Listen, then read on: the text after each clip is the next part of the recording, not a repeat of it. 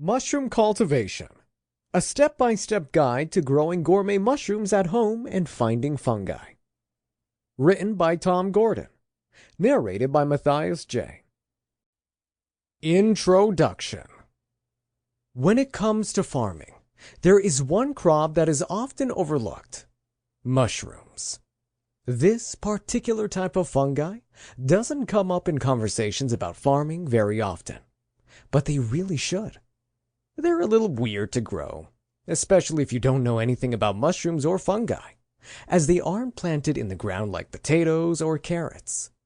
But they can be an incredibly profitable crop. And they are actually easier to grow indoors rather than outdoors. That makes them a wonderful choice for those that live in an apartment.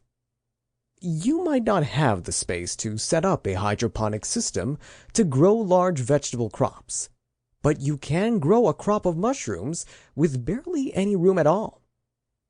In the volume you hold in your hands, we're going to be getting to know these fascinating growths.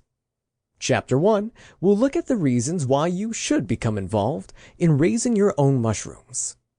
These range from the variety of tastes to the money they can make you, and more. From there, we'll move to Chapter 2, and an overview of the mushroom cultivation process that we'll be exploring throughout the book.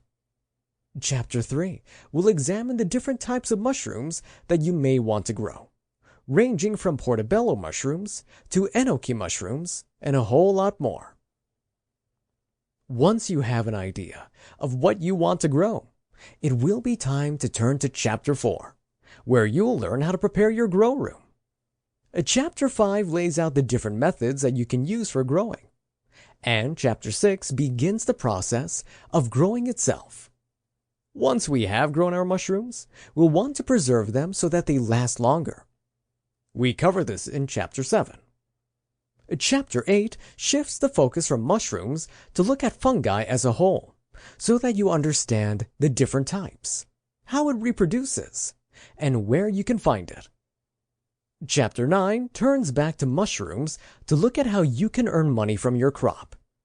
We close out finally with a few delicious recipes for ways to enjoy your freshly grown mushrooms.